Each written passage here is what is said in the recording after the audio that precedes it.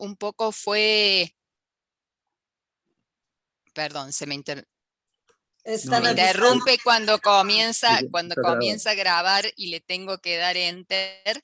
Entonces, bueno, decía, es nuestro cuarto conversatorio. Nosotros nos propusimos en FEPUC armar estos conversatorios con la idea de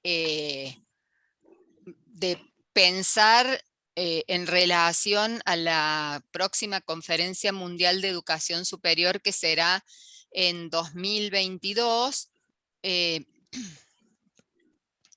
qué rol nos toca a las entidades y de qué manera pensarnos como trabajadores y trabajadoras profesionales y pensar la formación. Un poco recién informalmente hablábamos con Ana Lucia, digamos, de las profesiones que vendrán y todo eso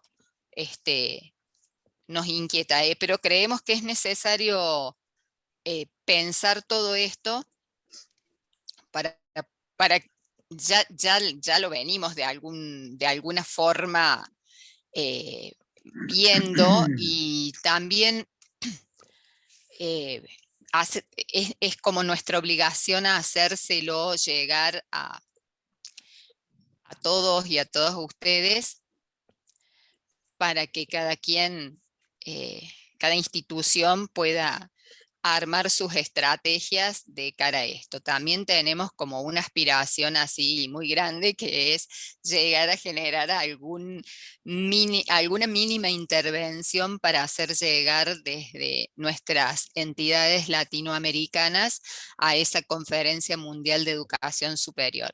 Siempre en nuestros encuentros de graduados, de conciliarios y consejeros graduados, estamos bregando por hacer, por vincular esa interfaz entre la academia y los egresados, y los profesionales que egresan de ellas, que quedan como en otro campo, digamos. O sea, es como que pasan por la academia y después salen y entran al campo profesional, pero ahí tiene que haber una necesaria vinculación. Así que bueno, en este cuarto conversatorio hemos invitado a Ana Lucía Gásola, que voy a hacer una brevísima presentación, Ana Lucía, porque tiene un enorme currículum. Ella es doctora honoris causa de la Universidad Nacional de Córdoba, catedrática brasileña, referente de educación superior en Latinoamérica. Es ex rectora de UFMG, ex presidenta de Andifes, co-coordinadora de Kairos, ex directora del Instituto Internacional para la Educación Superior en América Latina y el Caribe, de IESALC UNESCO, y coordinadora de la Conferencia Regional de Educación Superior de 2008.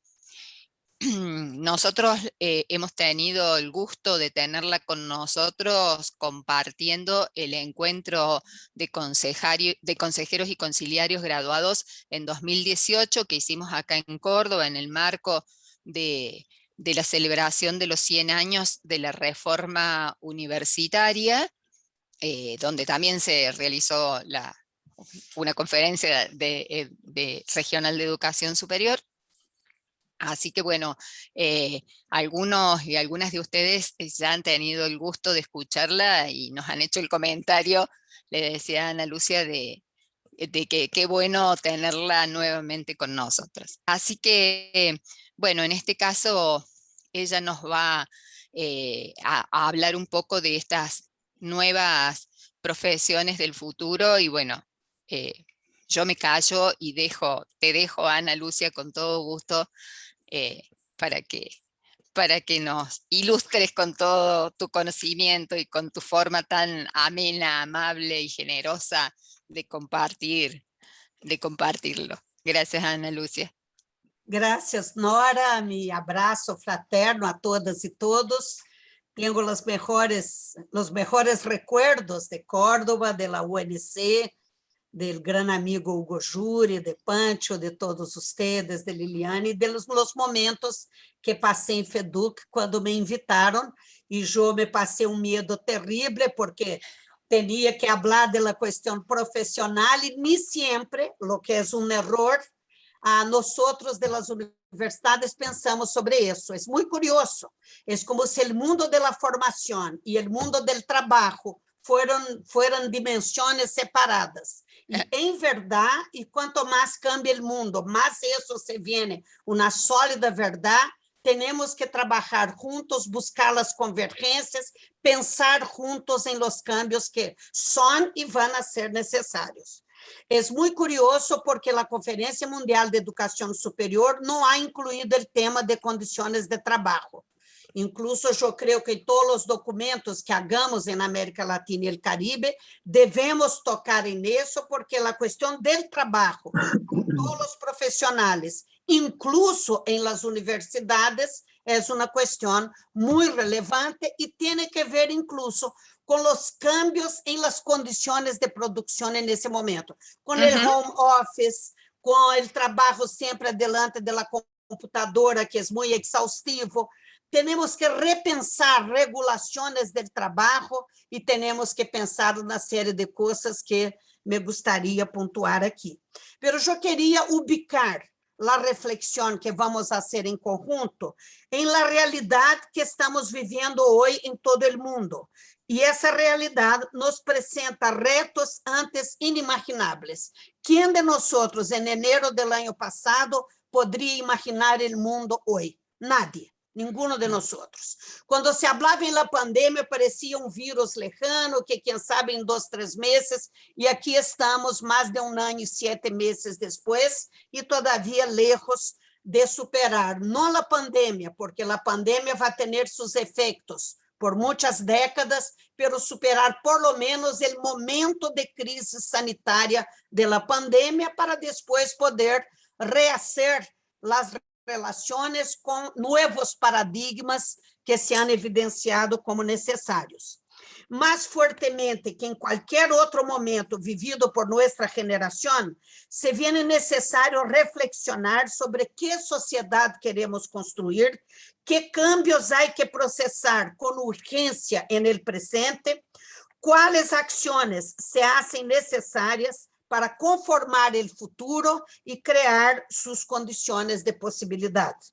Vivimos uma combinação de 2 processos agudos de câmbio e rupturas. Que venia transformando nossas vidas de maneira profunda, já a partir da transição do século XX ao século XXI, e outro provocado por la pandemia COVID-19. Me refiro, no primeiro caso, a la quarta revolução industrial, que se sigue a la primeira, que ocorreu a fines do século XVIII e início do século XIX, e que ha sido provocada por la energia basada em vapor. A segunda revolução industrial, fomentada por los avanços em la ciência e em la eletricidade, que han resultado em la produção em massa, ocorreu ao final do século XIX. E a terceira, impulsada por la computação e as tecnologias digitais, ocorreu em la mitad do século XX. Todas essas revoluções han impactado fortemente o mundo do trabalho, han transformado o mundo do trabalho de maneira radical e também, obviamente, han impactado em los sistemas educativos. Pero nenhuma de ellas ha sido capaz de confrontar instituições educativas, empresas, o mercado laboral, com a necessidade de uma articulação de diagnósticos, de um pensamento prospectivo conjunto e integrado que nos pueda ser instituições que formam e instituições que empregam e entidades que representam, para que pudiéramos todos juntos fazer as melhores ações de cara a los retos que cada uma dessas revoluções industriais nos apresentaram.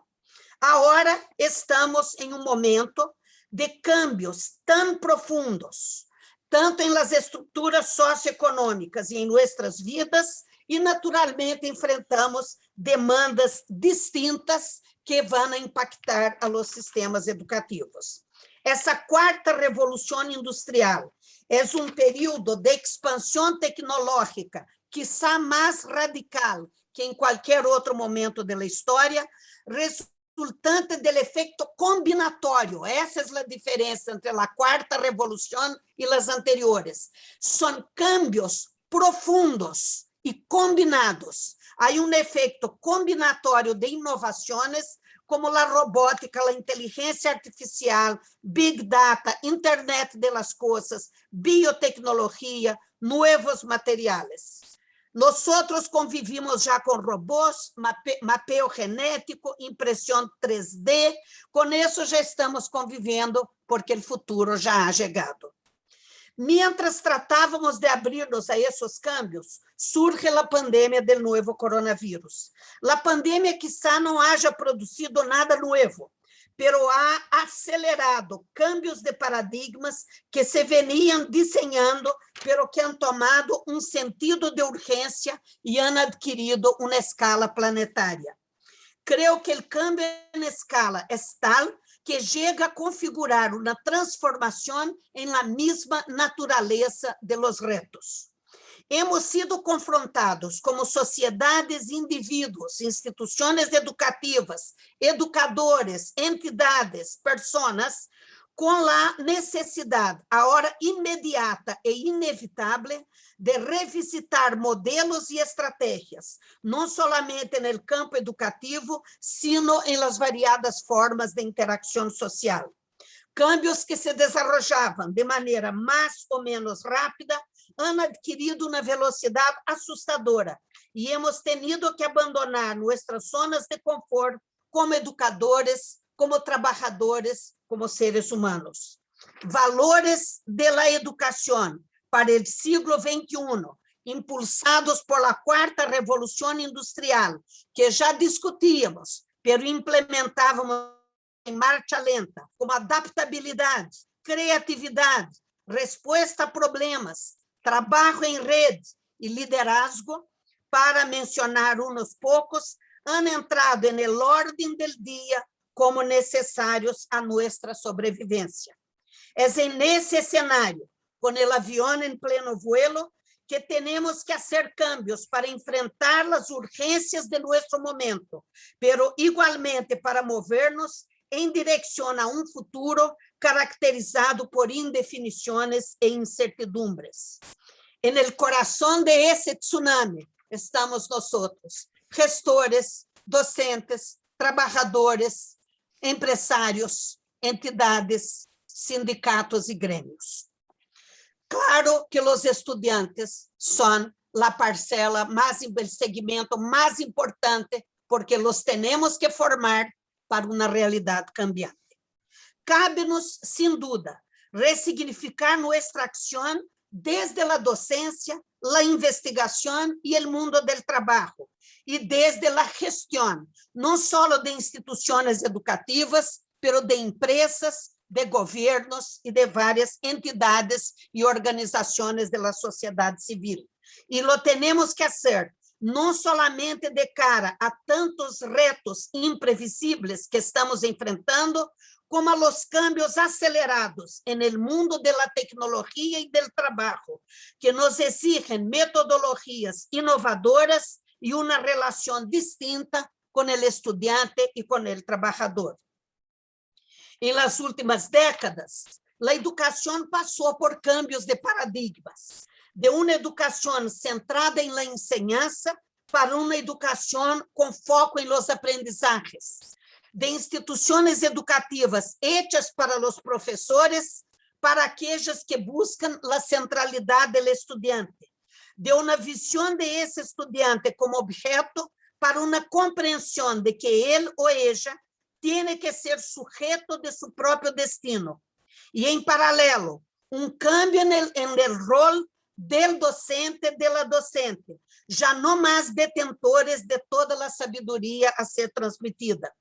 O docente para o siglo XXI deve ser guia, mapa de ruta, uma brújula para ajudar al estudiante, un filtro para apoyarlo en su navegación por un mundo de informaciones disponibles en las varias mídias y que deben ser trabajadas, interpretadas y criticadas para transformarse en conocimiento y en conocimiento útil y aplicable.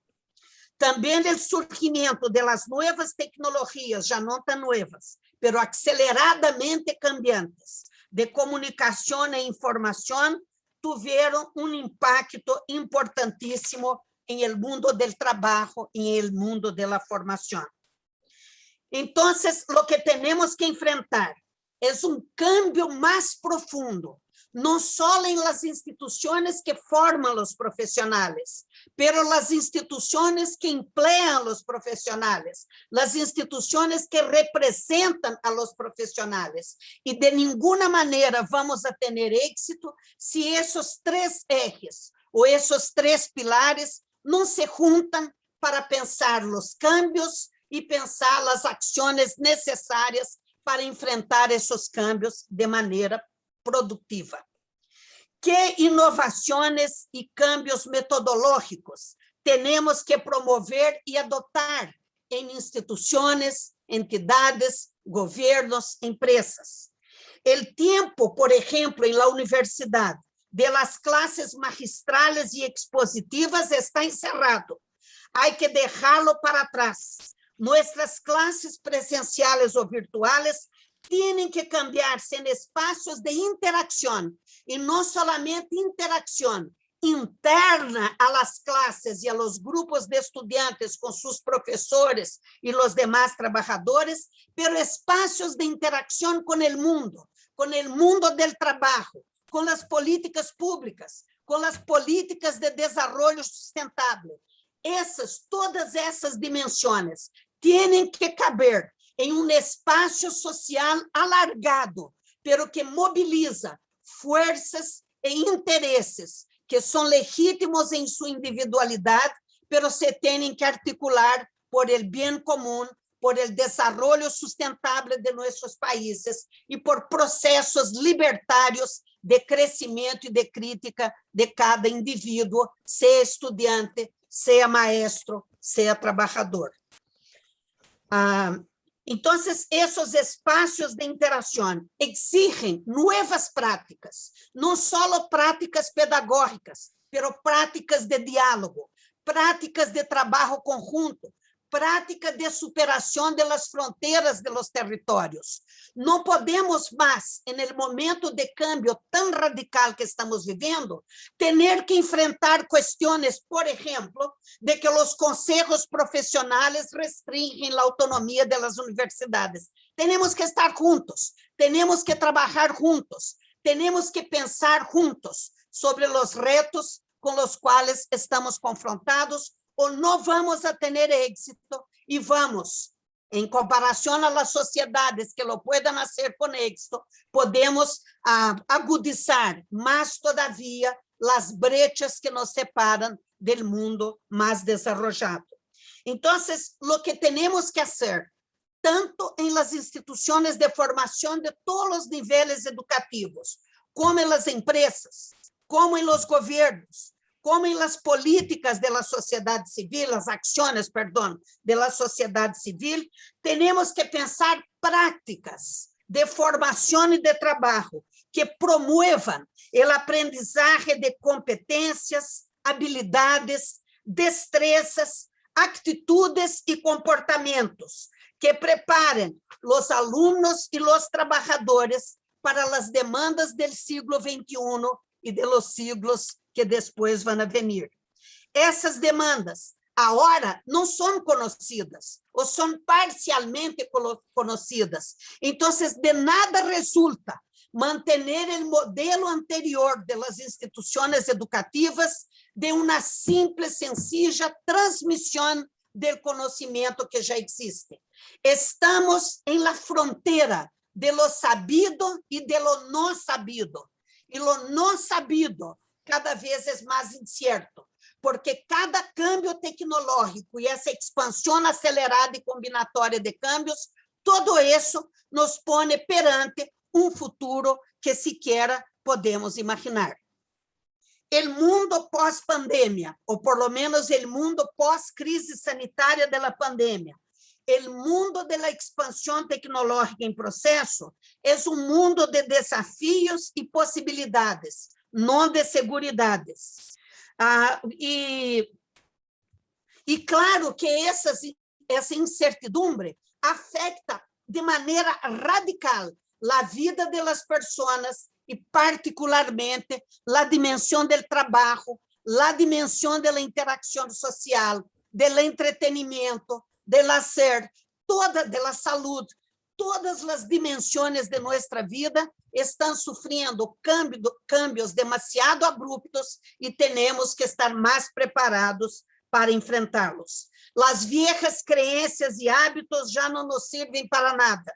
Há novos instrumentos, novas ferramentas, pero principalmente necessitamos novas atitudes, novas maneiras de ver o mundo, novas formas de visão de nossa parte, porque sem isso não vamos a poder desenvolver a capacidade de cada indivíduo de conviver e de enfrentar esse mundo em transformação. Devemos aproveitar a desestabilização provocada por la pandemia para acelerar os cambios necessários.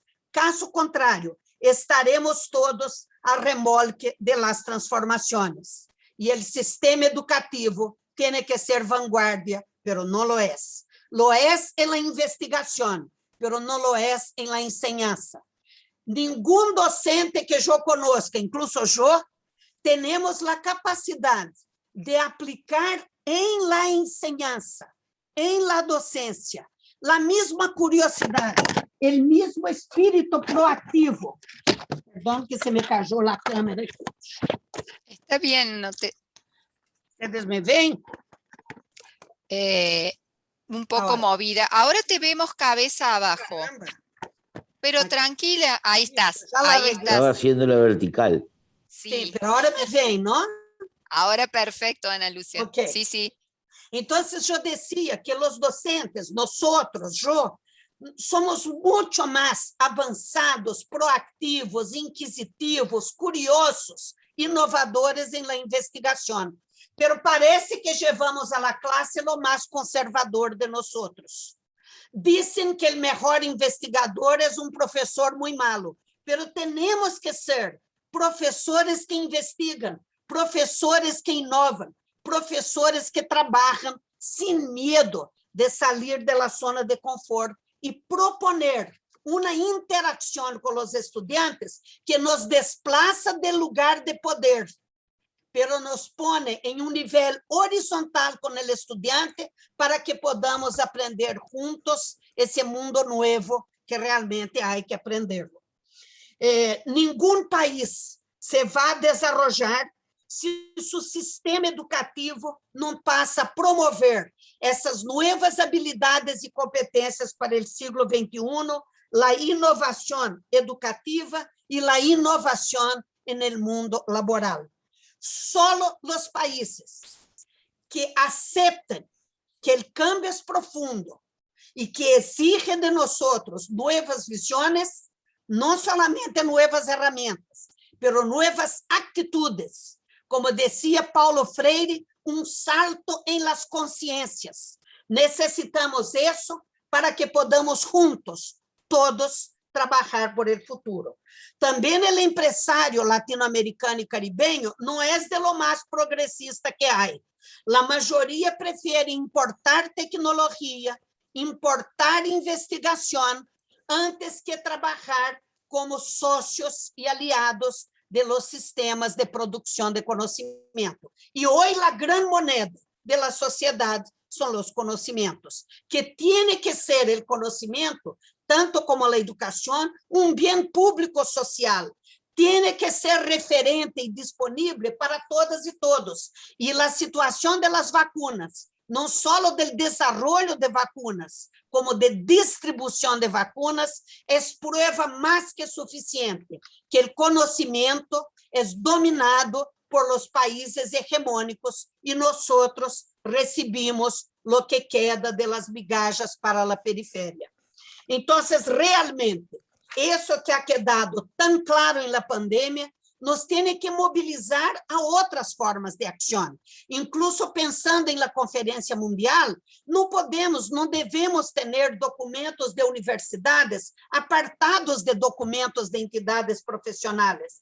Temos que criar puentes, temos que pensar juntos, temos que estabelecer as agendas comunes de princípios e de propostas que nos puedan levar a la Conferência Mundial como bloque que se une por lo que tem em comum, aunque reconhecendo e valorando aquilo que tem de diferente.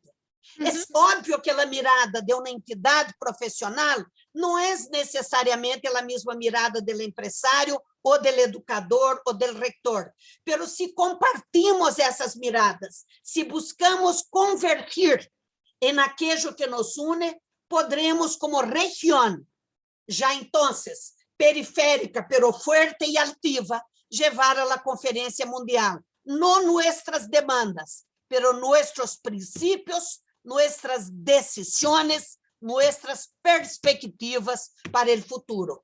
Não queremos importar tecnologia, não queremos importar a investigação, não queremos importar educação superior, queremos fazê-lo aqui, com a melhor qualidade existente no mundo. E temos gente capaz para isso, intelectuais, científicos, empresários, representantes.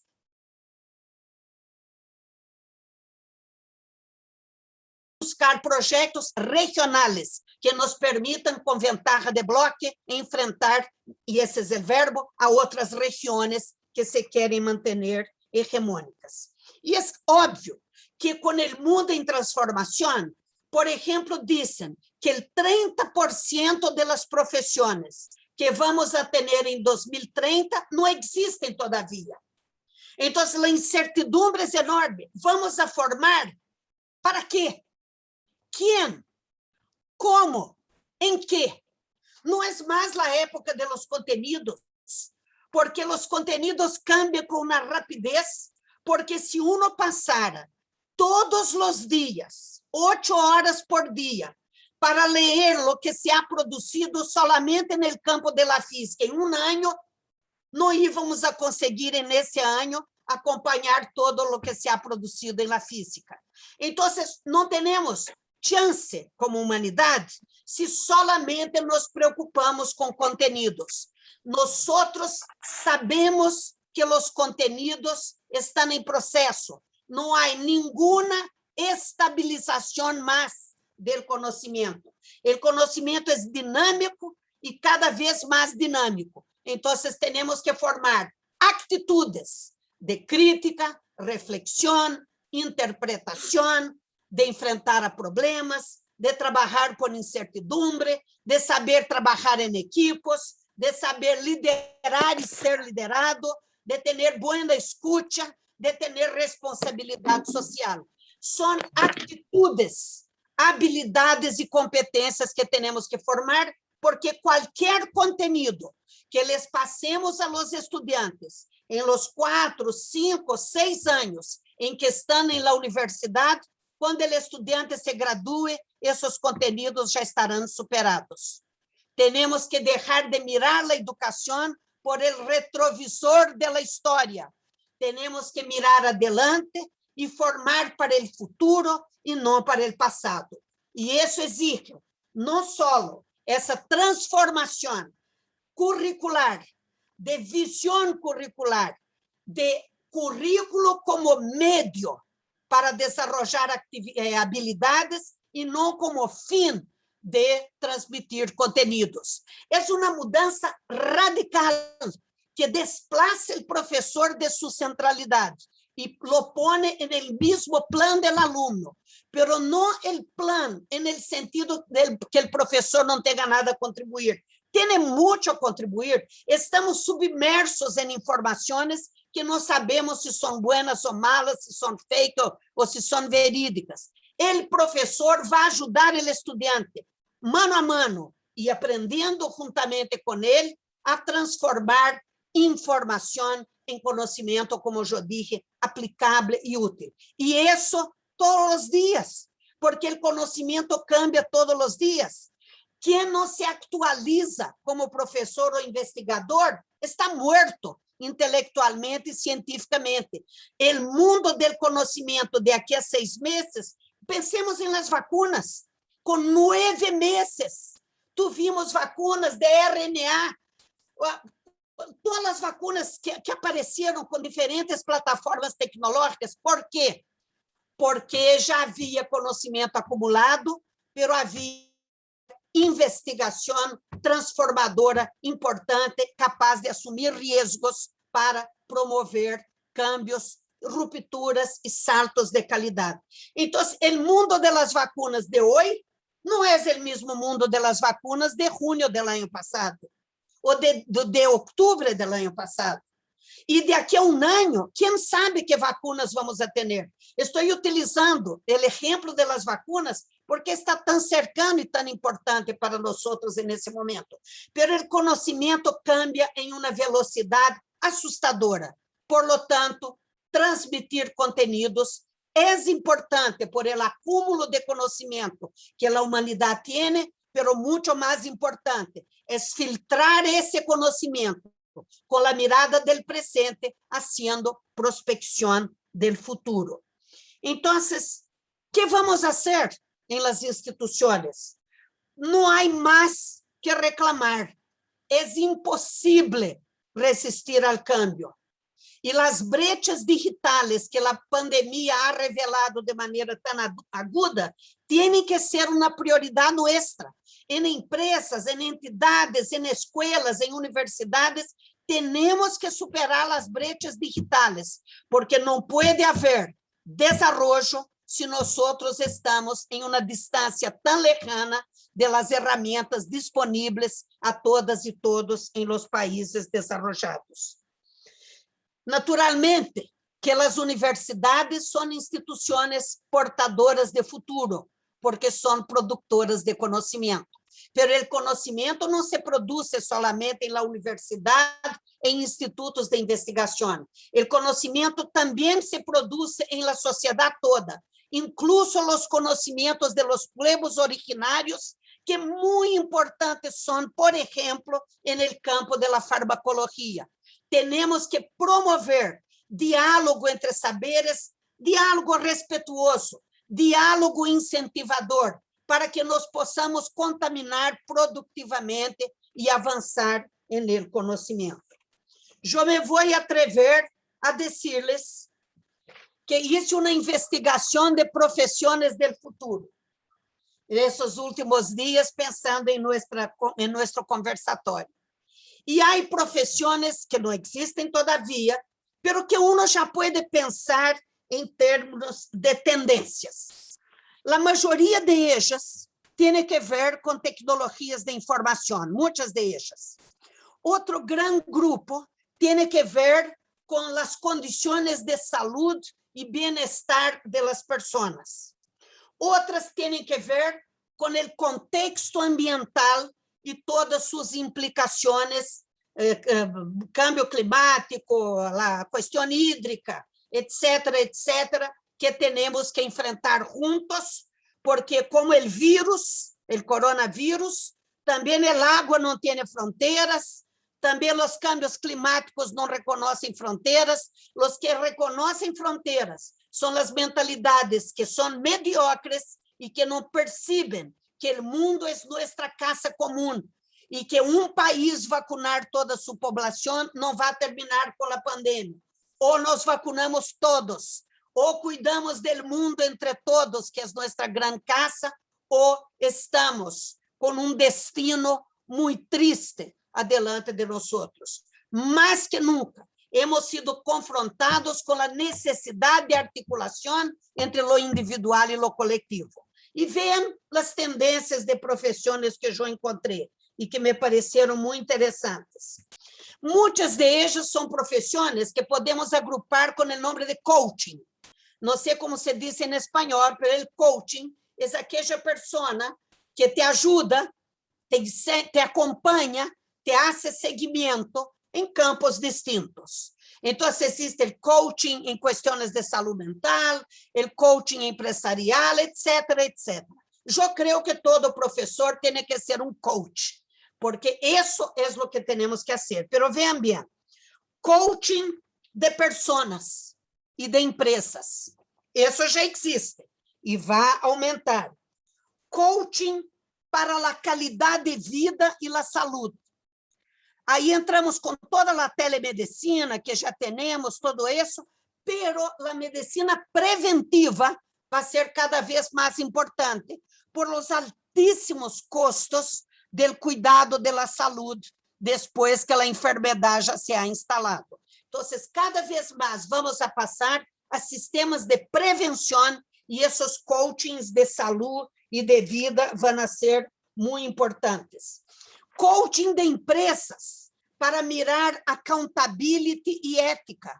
Isso aqui na Comissão Parlamentar de Inquérito de Brasil, as empresas de vacunas que estavam sendo enganadas por os oportunistas aqui que mediavam contratos fraudulentos, han dicho que não podem trabalhar com esses mediadores porque eles não têm accountability.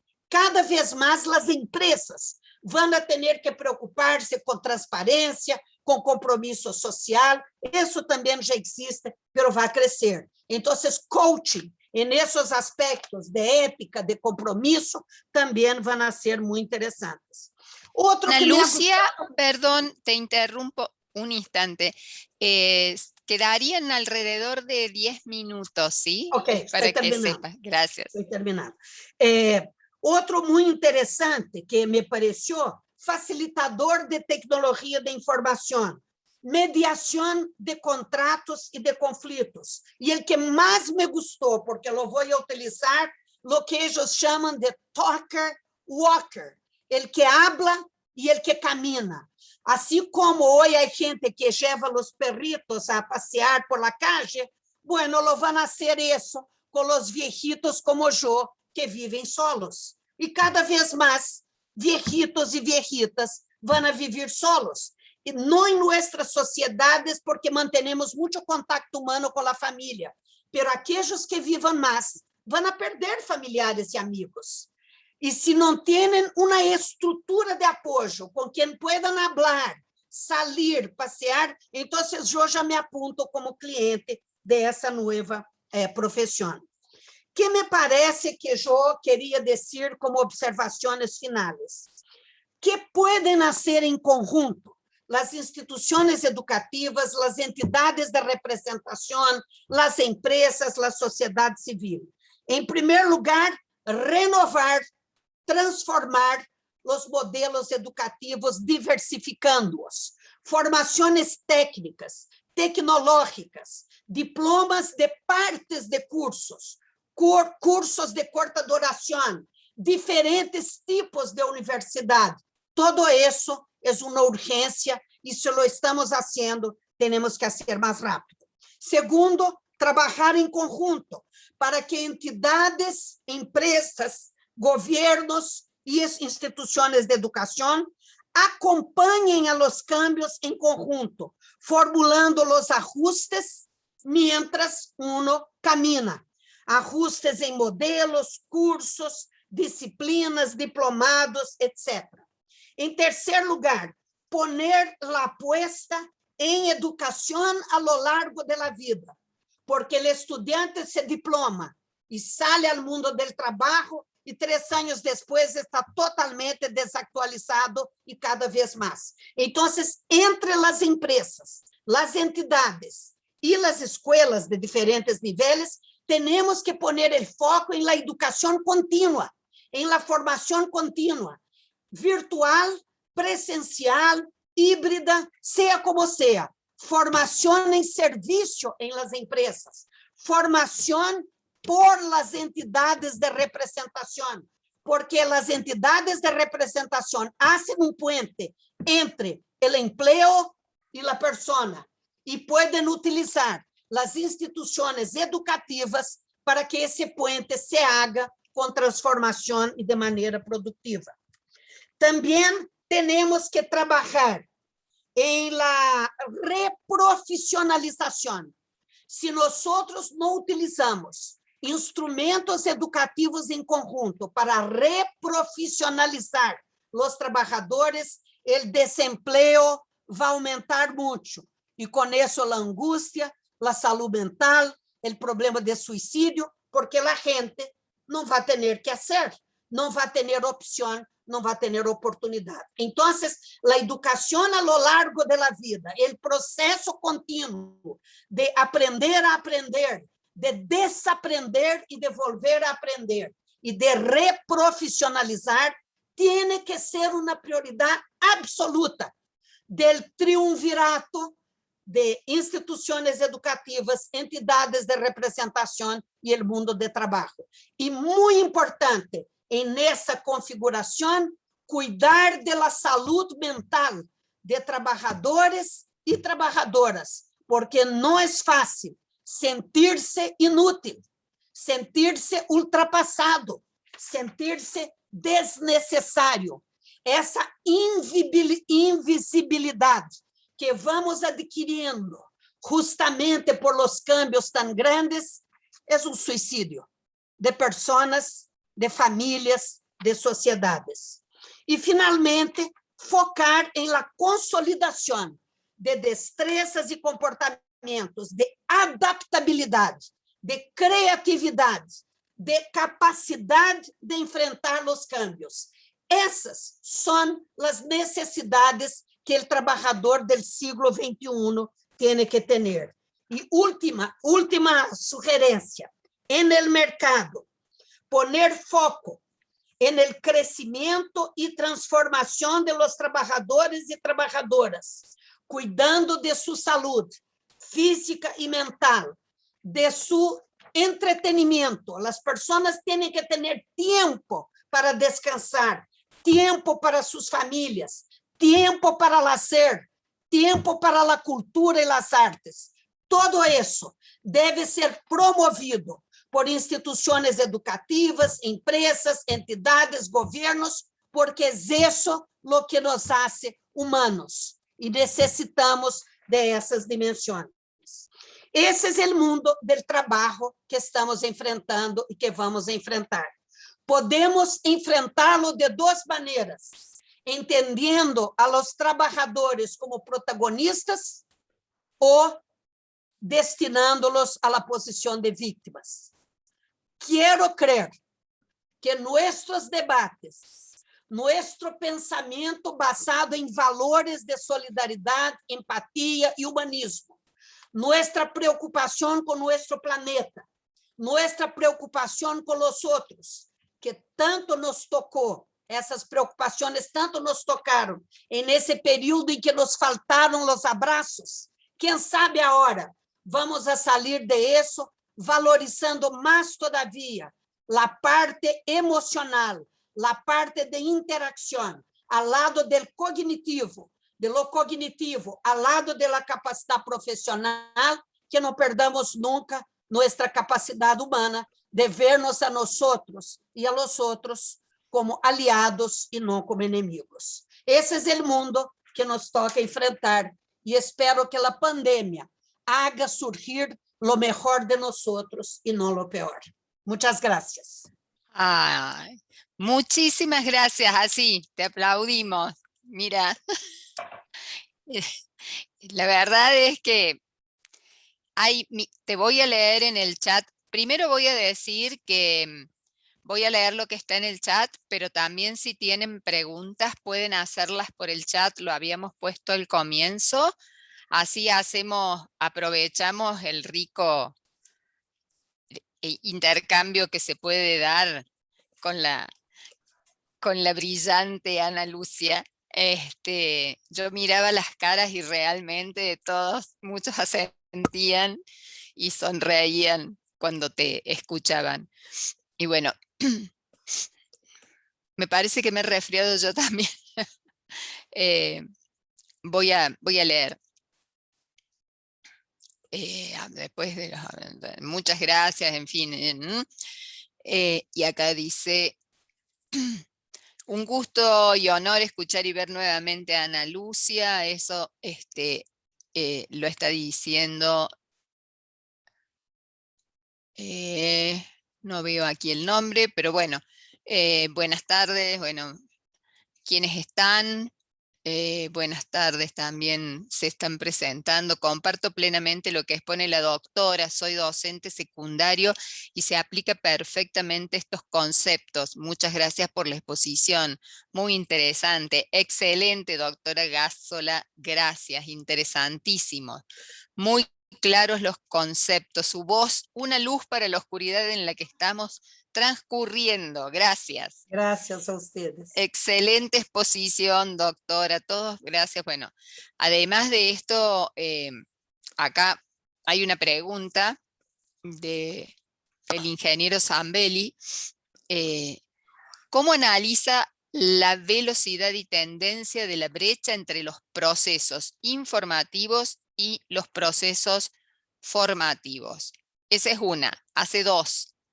¿Querés que te las lea a las dos? Sí, está bien, a ver si Dale. se relaciona. Segunda pregunta para la CRES 2022, ¿cómo continúa la pugna si la educación superior es un derecho social o mercancía?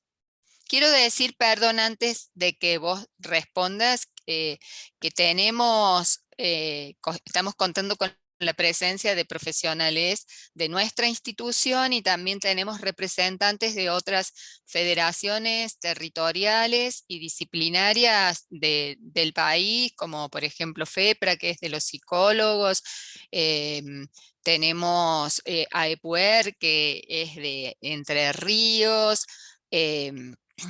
¿Quién más está por ahí? Bueno, está Aníbal Seleme de FabBio.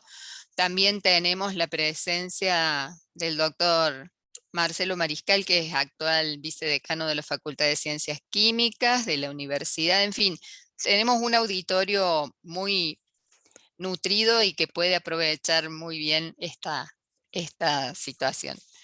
Así que bueno, te dejo responder. Las preguntas de los ingenieros son siempre cirúrgicas.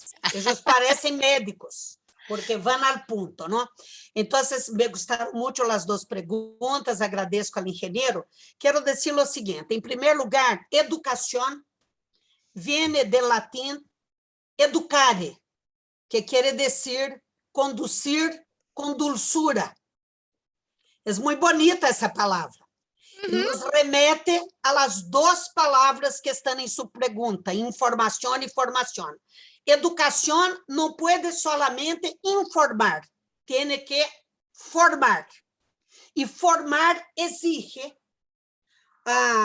trabalhar valores, valores que nos justificam como seres humanos, valores que nos ensinam como ser e conviver de maneira humana e empática e solidária entre todos.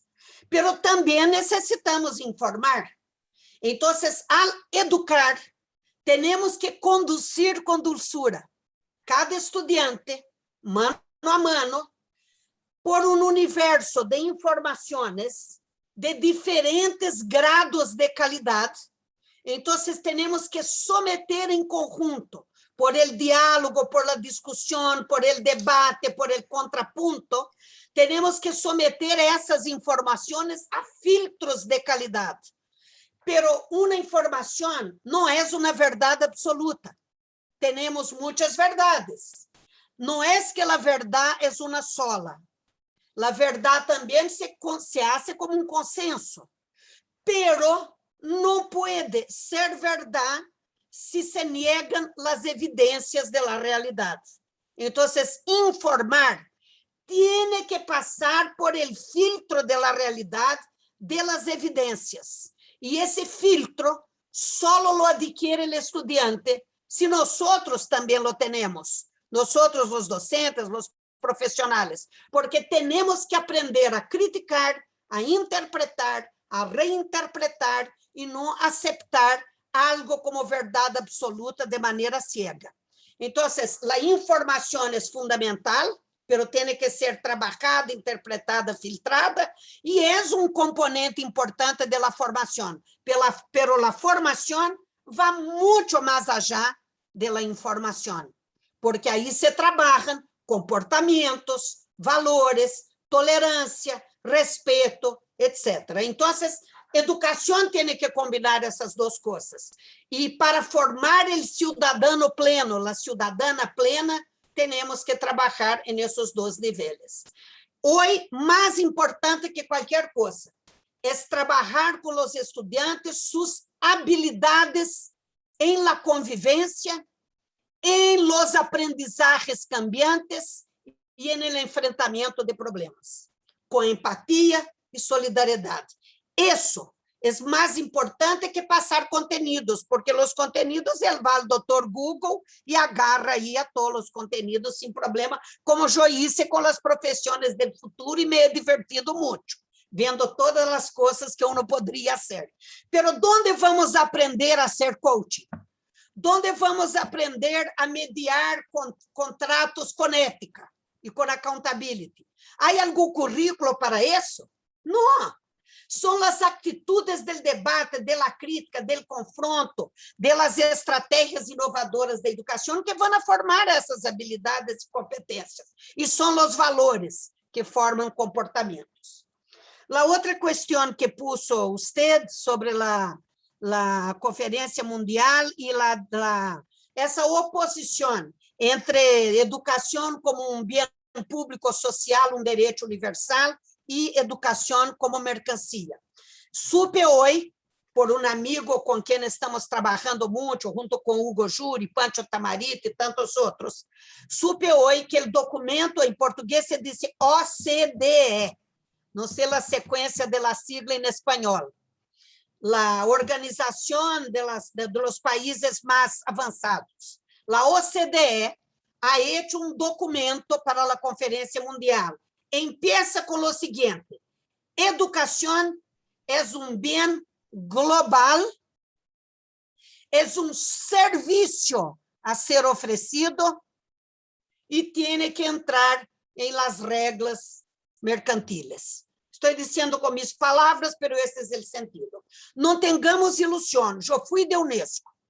En UNESCO hay corrientes y personas progresistas, pero las hay también con el pensamiento neoliberal más radical, de hegemonía de los países desarrollados sobre los países en desarrollo, de mercantilización de la educación como un servicio sin referencia social y distribuyendo las tareas educativas en el mundo de la siguiente forma, que es la ideología también del Banco Mundial.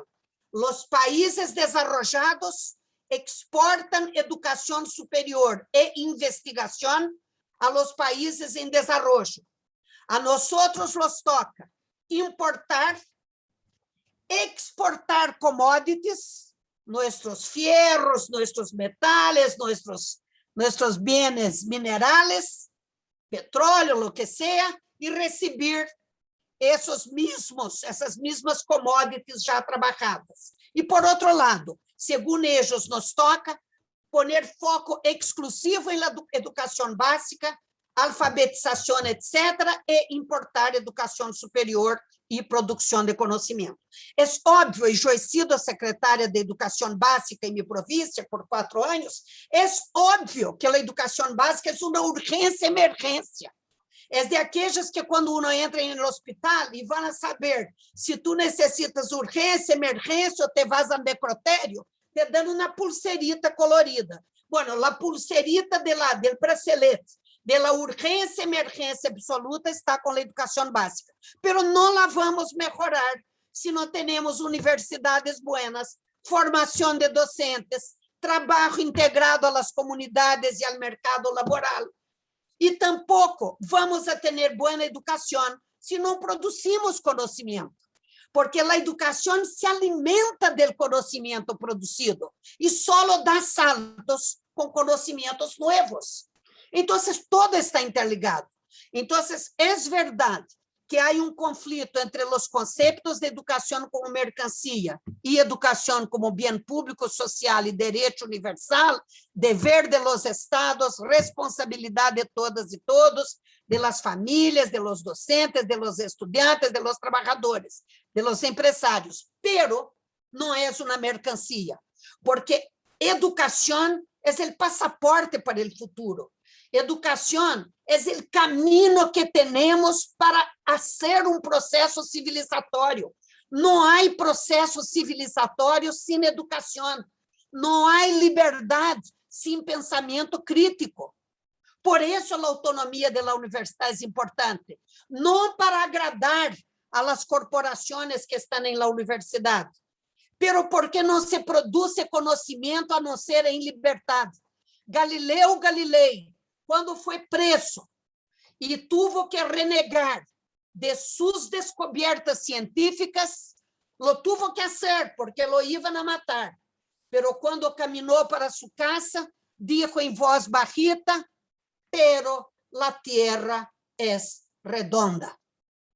Y los terraplanistas de hoy, y aquí los tenemos en cantidad aquí por mi región, ¿no?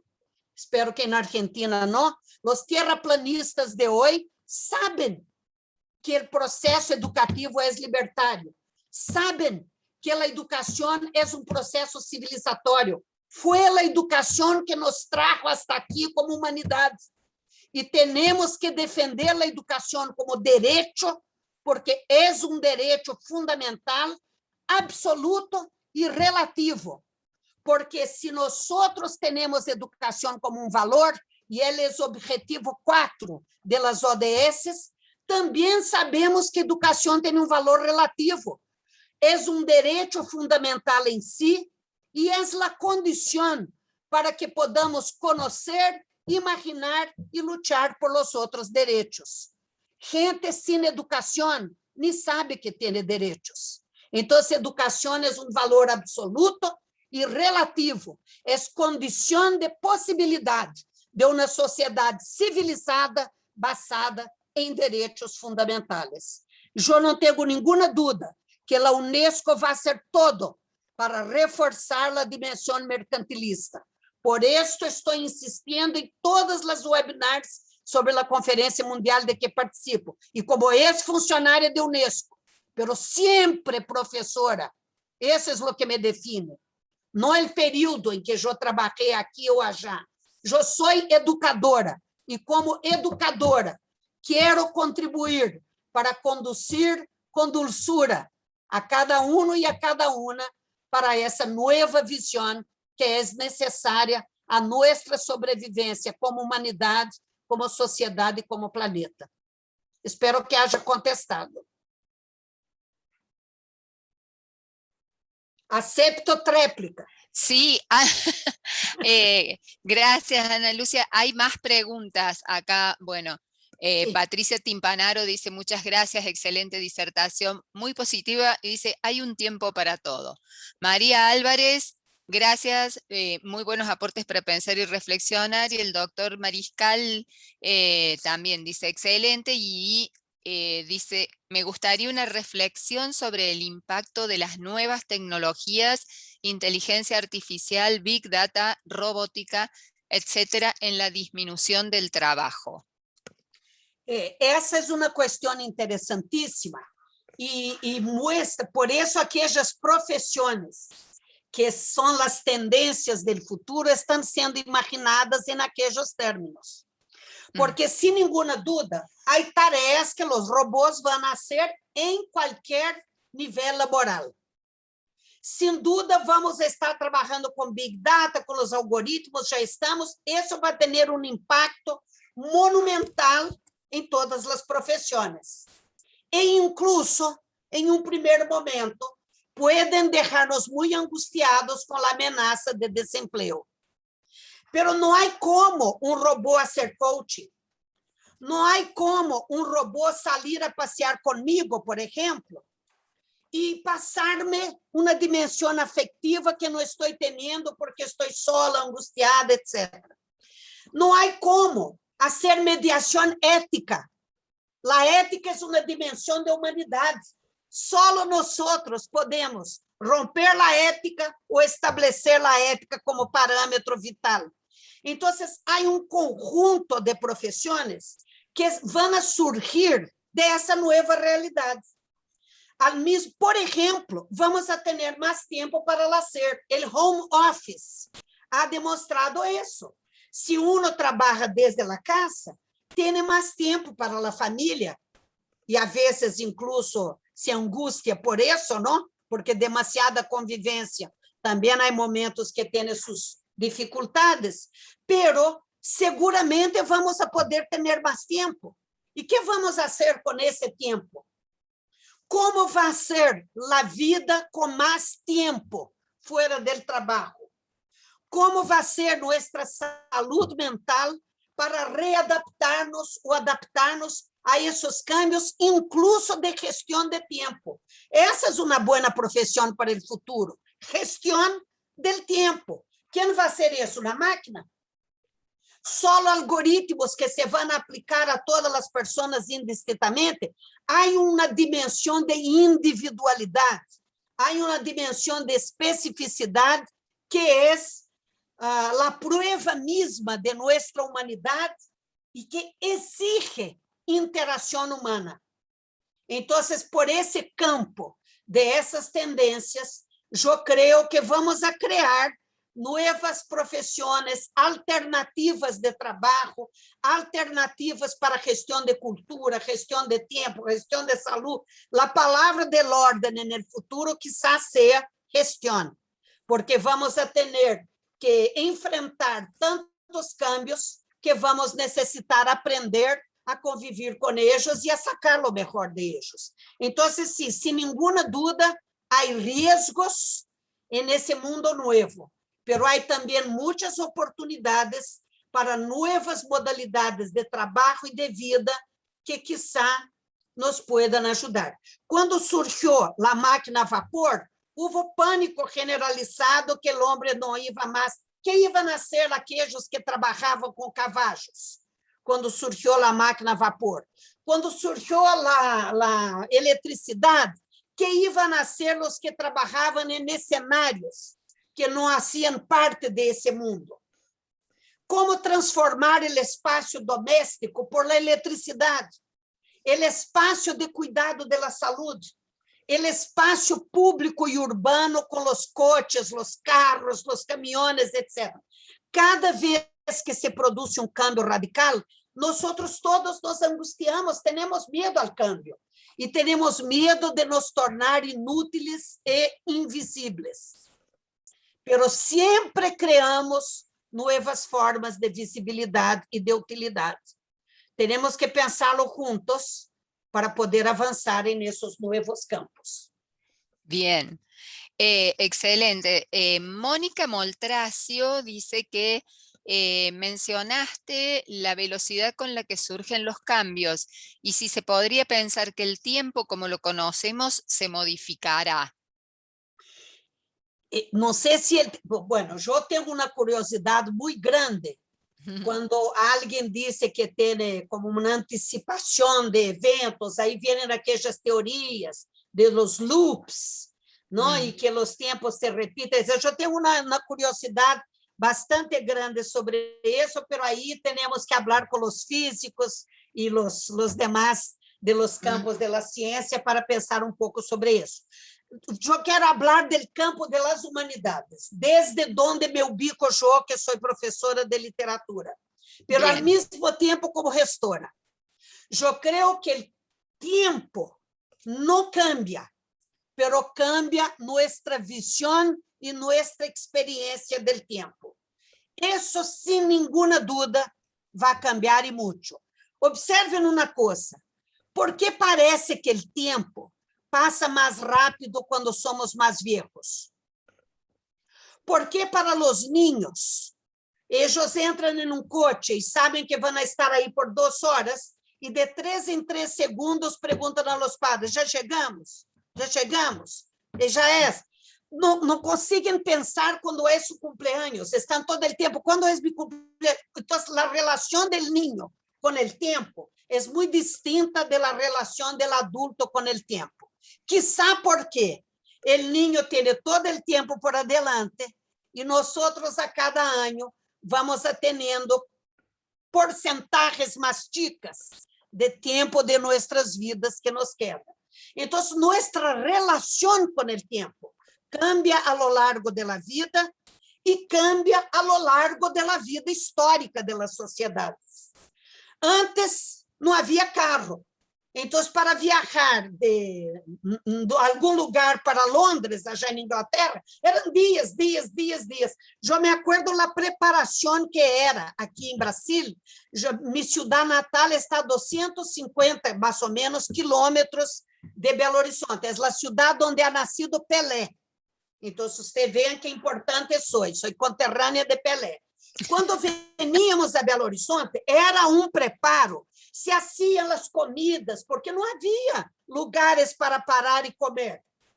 Então, minha madre preparava aquelas coisas que podiam estar aí. Veniam coisas com hielo para ter jugo de naranja e não sei o quê.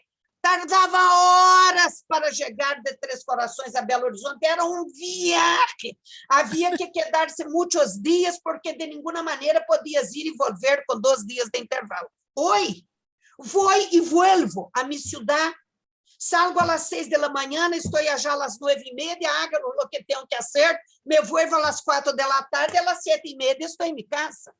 Então, cambiou nossa relação com o tempo. As coordenadas temporales e espaciales han cambiado, pero não sei que outros cambios de tempo. E como é verdade que os cambios tecnológicos estão cada vez mais acelerados, isso também aumenta a sensação de passagem cada vez mais rápida do tempo. Pero é uma questão de visão e de nossa relação com o tempo histórico, com o tempo individual e as fases de nossas vidas, e com o tempo das estações, e com a primavera e o inverno, e com o tempo de los años, e nós humanos nos gustam muito os rituales, sempre marcamos o tempo com rituales, nossos cumpleaños, Navidad, etc., são as marcas de los ciclos que vamos cumprindo. E também necessitamos repetição, necessitamos Navidad todos os anos, temos cumpleaños todos os anos. Eu agora vou começar a diminuir ano em cada cumpleaños meu. O ano passado eu ia ser uma festa por meus 70 anos. Vindo a pandemia, eu com a festa toda paga, minha casa cheia de caixas de vinho de Argentina e todo, não pude fazer a festa. Esse ano não pude fazer a festa. O ano que vem em julho, porque vocês são tão buenos comigo, que tem uma avenida em Buenos Aires por meu cumpleaños, o 9 de julho. Então, o 9 de julho do ano que vem, espero celebrar mis 70, 71 e 72. A invitação vai ser assim: Ana Lúcia invita para a celebração de seus 70 anos e os seguintes. Bueno. Este vírus não me vai derrotar. Seguro, ahí vamos a estar. Muy bien. Ana Lucia, hay más preguntas, dice Mónica Mónica ya está. Américo de Giovanni, antes de preguntar, agradece por la claridad conceptual y la pasión manifiesta. Pregunta, ¿el desarrollo de la digitalización es una aliada excluyente de la formación del estudiante? Si piensa que sí, ¿qué opina del avance de la inteligencia artificial en la formación del estudiante? Bueno, primeira coisa, o avanço digital pode ser incluyente ou excluyente, como o período de atividades remotas em la pandemia ha revelado. Para dar-lhes uns números, América Latina e Caribe, 50% de los hogares não têm internet. Em Brasil, é 30%. Pero quando têm internet, pode ser uma porqueria de internet, me perdonem o término, pode haver celular para toda a família, que o padre ou a madre leva a seu trabalho.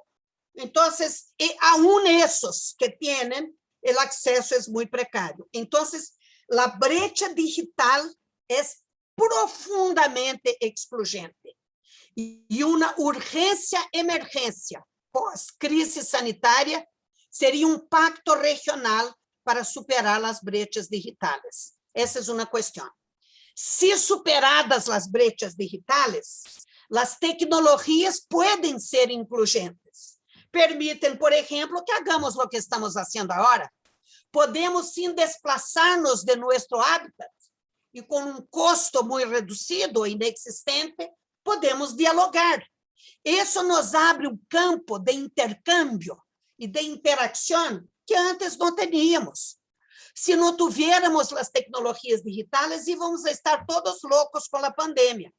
A tecnologia digital ha salvado a los que têm acesso a ella, pero ha excluído a los que não têm acesso. Então, ao mesmo tempo, excluyente e incluyente. Como trabalhar a questão da inteligência artificial em la educação? Creo eu que, com o tempo, vamos a poder fazer bom uso de tecnologias digitais, de la inteligência artificial, para fazer certas atividades e certas tarefas. Pero eu quero dizer que eu creio profundamente em presença. Eu creio em contato humano. Pode ser virtual e pode ser físico-espacial, pero é presença. Pero creio que nada de inteligência artificial vai substituir o convívio humano respetuoso e produtivo. Porque a vida não é solamente uma questão de êxito profissional, de êxito no consumo, de consumo cada vez mais radicalizado. Eu aprendi com essa pandemia que necessito muito menos de lo que tenho. Não quero comprar nada mais. Se me vêm a oferecer que compre algo, eu pergunto se me querem comprar algo. Tenho uma quantidade de pratos. Já he decidido que em minha festa vou querer contribuição a uma instituição, ou ao hospital de minha universidade, ou a uma instituição para idosos. Não quero que me deem regalos, não tenho onde pôr nada mais em minha casa. Se lleno isso aqui de regalos, tenho que sair eu. Então, eu aprendi, e creio que muitos hemos aprendido, que temos que viver com menos. Temos que amar a Madame Chanel. Menos é mais, dizia ella. Há que ter menos. Temos que ser mais sóbrios, mais delicados, mais suaves. Não necessitamos satisfazer-nos com possessões absurdas e intermináveis. Não necessitamos tantas coisas. E há muita gente a quem lhe falta. Então, temos que redimensionar nossas expectativas e necessidades e compartilhar mais. Agora, eu creio que a inteligência artificial poderá ser uma ferramenta, no melhor sentido do término, que nos vai deixar de fazer uma série de tarefas que nos quitam tempo crítico, que nos quitam aquilo que os americanos chamam tempo de qualidade. Quando eles diziam, vou passar um tempo de qualidade com meu filho, eu, ao princípio, não entendia o término. Quality time. Nós necessitamos quality time. Então, que venga a inteligência artificial. Eu comprei o robocito esse para sair aí solito, limpando o piso. Isso sim, que eu comprei muito contenta. E me siento e lo miro trabalhar. Ai, que maravilha! E, mientras tanto, eu escrevo minhas ponências, leio, etc. Então, a inteligência artificial tem que servir-nos. Nós temos que servir-nos de ella e não servir a ella.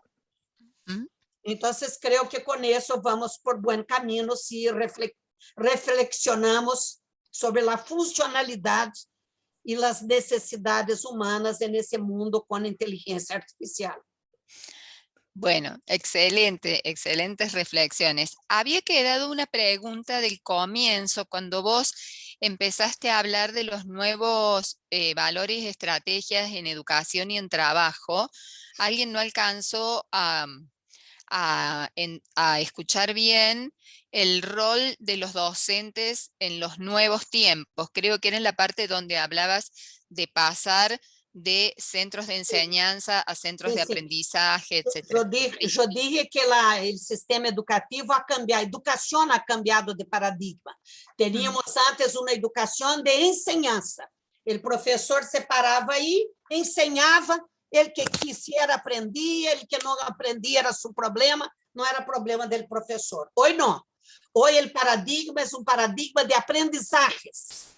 Não há enseñança se não há aprendizagem. Pero o tipo de enseñança também ha cambiado, porque se ha transformado em uma enseñança que tem que poner foco em habilidades e competências e em valores. Então, todo o novo modelo educativo, por exemplo, uno que me encanta é o que se chama de classe invertida. O professor não chega aí e se põe a falar. O professor distribui material, algumas vezes com algumas perguntas orientadoras. Os estudantes preparam e o espaço virtual ou espacial de convivência, de contato, é de discussão e de debate e não de explanação por el professor. Eu hacía isso em meus cursos de pós-grado. Não sabia que depois ia ter o nome de metodologia de la classe invertida. Pero nunca lo hice en el grado, hasta que empecé a estudar mais sobre metodologias inovadoras. Então, o professor hoje tem um rol distinto. Ele não é mais o transmissor de conhecimento, transmite também, lógico, pero ele é muito mais um tutor, um mentor, uma hoja de ruta, um mapa de ruta, uma brújula. Por quê? Porque o estudante vai ter acesso à informação de N lugares. Viene de toda parte a informação. Pero como navegar nisso? Como filtrar lo que é bueno de lo que não é? Como trabalhar se essas verdades estão sostenidas por evidências ou se são delírios megalomaníacos e obscurantistas de alguém? Então, o mundo da ciência, o mundo do conhecimento, é o mundo da capacidade crítica e interpretativa. Não é o mundo solamente de transmissão, é de reconfiguração, ressignificação, interpretação. E o fim último da educação é a autonomia crítica do estudante. Para isso somos professores, para que cada estudante nosso, quando salga de nossos cursos, pense com autonomia, seja capaz de criticar, tenha coragem para enfrentar os retos e as incertidumbres, sepa trabalhar com seus colegas de estudo, de trabalho, sepa conviver em sua comunidade, em seu trabalho, em seu mundo. Tenha valores de empatia e solidariedade, tenha comportamentos adequados, que não sejam intolerantes, que não sejam violentos, que não sejam llenos de prejuízos. Isso é formar uma cidadania plena. Agora, claro que há que transmitir o conhecimento que já hemos adquirido. O diretor do Instituto de Química, como vão falar de investigação em química se não trabalham com o que se já ha conquistado no campo da química? Claro que há que transmitir, pero há que transmitir com o filtro do presente e a perspectiva de futuro e de solidariedade. Bueno, muchas Solo gracias. Completando, e que valores são esses que se necessitam no século XXI? Adaptabilidade, não sou eu que digo, está em toda a literatura. Adaptabilidade, criatividade, trabalhar em equipes e entre pares, cultivar um liderazgo democrático, saber ouvir, aprender a aprender, aprender a desaprender, aprender a aprender outra vez, aprender a ser, o verbo ser, não é a ser, H-A-C-E-R, não? Aprender a ser, S-E-R, aprender a conviver, aprender a ser, isso e aprender a aprender. São os 4 pilares da educação que a Unesco ha estabelecido em la Conferência Mundial del 98 e que siguen válidos. Então, creio que esses valores temos que cultivá-los em todos os níveis de formação e incluso as entidades de representação necessitam trabalhar com reprofissionalização actualización, revisión de paradigmas, innovación, todo eso, liderazgo, coaching, todo eso son comportamientos, habilidades, destrezas que nos van a servir mucho ahora y en el futuro. Bueno, excelente.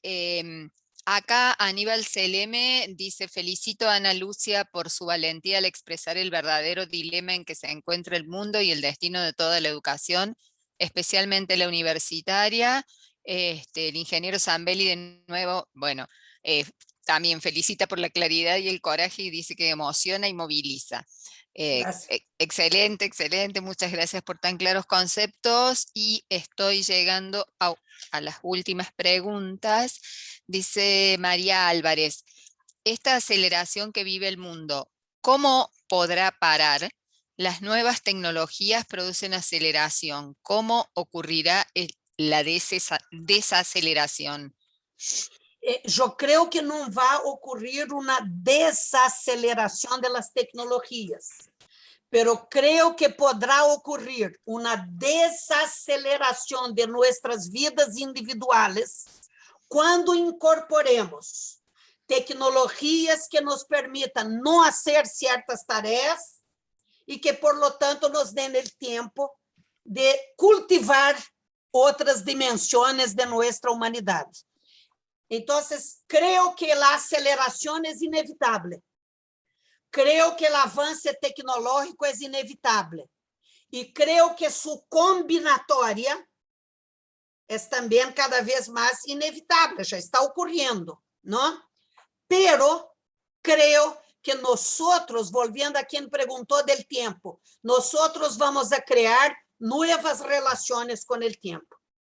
Por eso, gestión de tiempo vai ser uma profissão muito importante no futuro, estou falando em sério. Tempo das empresas, gestão de tempo em las classes. Caramba, o tempo que perdem os professores chamando os nomes de los estudantes, escrevendo em la tabla aí, fazendo perguntas idiotas, respondendo ao estudante que quer ir ao banho, o outro que não quer. Ou seja, há desperdício de tempo. E há muitos estudos sobre gestão de tempo na sala de classe, no salão de classe, pero que não seja na aula, pero que não seja gestão do tempo para ponernos todos loucos com a aceleração, pero sim gestão de tempo para que podamos qualificar nossas ações e ter tempo também para saludável convívio entre todos nós outros. Bien, y ahora viene creo que la última de verdad de Américo de Giovanni. ¿Cómo enfrentar la parcelación del conocimiento en la enseñanza? Essa é uma pergunta excelente. Sí, muy interesante. Muy interesante. Bueno, primera cosa, cuanto más evoluciona el conocimiento, más las miradas adquieren complejidad. El conocimiento no simplifica la realidad. El conocimiento nos permite comprender la complejidad de la realidad. No hay un único hecho social, un único hecho de la vida que pueda ser analizado de manera completa por una única mirada disciplinaria. Toda mirada se viene necesariamente múltiple, porque los hechos de la vida son complejos, los hechos sociales son cada vez más complejos. Uno piensa, por ejemplo, cambio climático. Aí há uma sequia, allá no Pantanal de Mato Grosso, e há muitas queimadas e incêndios. Eu estava em São Paulo, na Universidade Federal de São Paulo, em uma reunião, e les juro, às 4:30 da tarde, em uma sala com aire acondicionado e com várias ventanas de vidro, de repente, sem nenhum aviso, se vino noite. Pero não é oscurito, não é corrientes 348. Era noite cerrada, como se fossem as 11 da noite. Nos pegamos um susto, paramos todos de hablar, era uma reunião de rectores com uma comissão da Assembleia Nacional, da qual eu fazia parte. Nos quedamos petrificados. Era o humo das queimadas del Pantanal, que queda a centenas de quilômetros de São Paulo. Então, a vida é interrelacionada. Uma espécie animal que se extingue tem impacto no ecossistema como um todo. Então, lo mesmo ocorre com a educação. Não puedes trabalhar os hechos sociais, a formação, a discussão de valores, comportamentos, com miradas reductoras. O mundo requiere miradas múltiples, complexas, profundas, transdisciplinárias, multidisciplinárias. Isso é absolutamente necessário, pero tu entras em uma escola e a colega de educação básica que hizo um comentário me vai dar toda a razão, e o estudante aprende geografia, história, inglês, espanhol, matemática. ¿Dónde están las relaciones, por ejemplo, entre matemática y filosofía y educación física? Educação física trabalha com modelos matemáticos de porcentagens. Os esportes têm regras que têm fundamentação. E os matemáticos vão dizer que todo é matemática. Não, todo é humanidades, com vários conhecimentos que se tem que articular. Pero uno entra em uma universidade, menos em las universidades, mais em educação básica, e está todo o conhecimento compartido em suas carretas. Pero quando vamos ao laboratório de investigação, sabemos trabalhar de maneira multidisciplinar. Então, é hora de que a mirada transdisciplinária, multidisciplinária, complexa, diversa, profunda, não reducionista, que utilizamos em la investigação, que em português se diz pesquisa, que contamine produtivamente el aula, para que sepamos abrir possibilidades e perspectivas e não cerrar-nos em compartimentos disciplinários completamente incapazes, solos, de responder a qualquer pergunta decente sobre a vida, sobre a natureza, sobre o futuro, sobre o mundo, sobre os seres humanos e os animais e todo.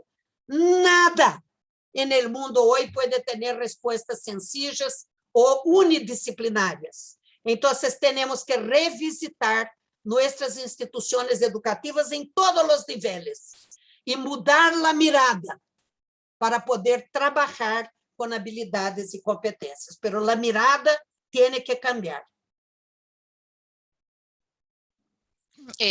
Bueno, creo que con todo el contenido de tu charla y las respuestas, Ana Lucia, nos dejas así como muy movilizados y muy entusiasmadas con repensar esto.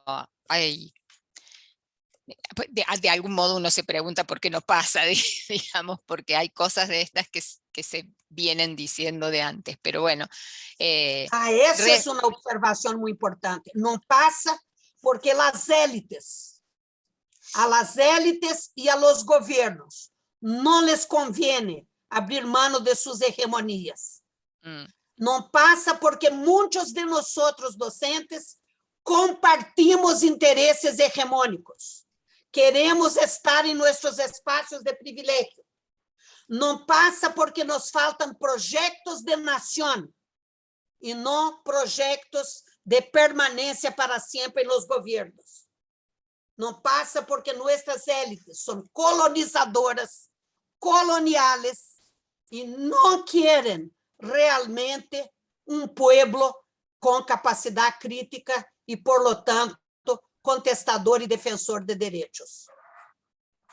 Bien, acá también agrega Amado Siede, que es de Entre Ríos, es que existe una lucha de poder con quienes tienen la hegemonía y el poder. Creo que es una afirmación. Sí, sí, tal cual. Bueno, afirma Cecilia Lartigue, Ana María Delgado dice, excelente disertación que pone en práctica lo que anuncia. Es una gran conductora, refiriéndose a vos, Ana Lucia.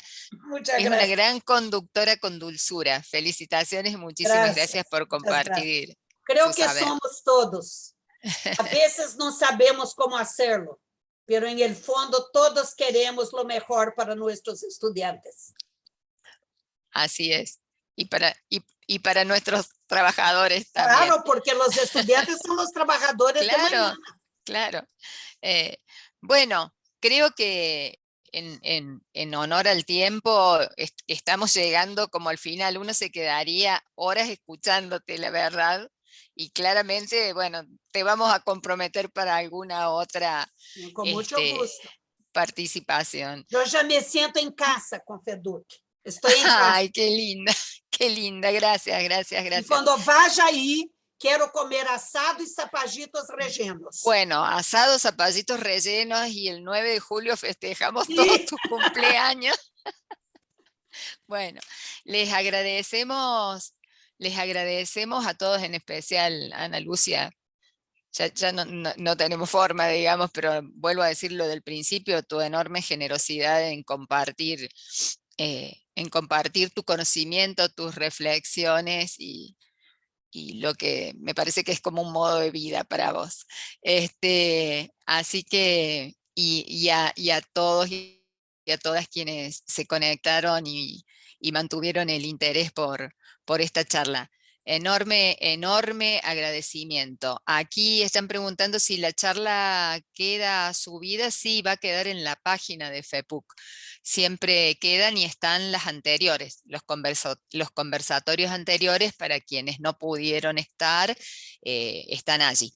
Así que bien, un gusto, un placer enorme Prazer foi compartir con meu, ustedes. muito obrigada. Um abraço fraterno a cada um e a cada uma. Muitas graças por incorporar-me em los debates de ustedes. Zapallitos e assado, hein? Zapallito y tomen nota. Aplausos. Gracias. Chau y cuídense todos. Todos, salud y paz. Un abrazo. Así es, salud y paz. Y saludos a Liliane, que esté bien, que se recupere pronto. Se los damos, claro que sí. Gracias. Adiós. Chao.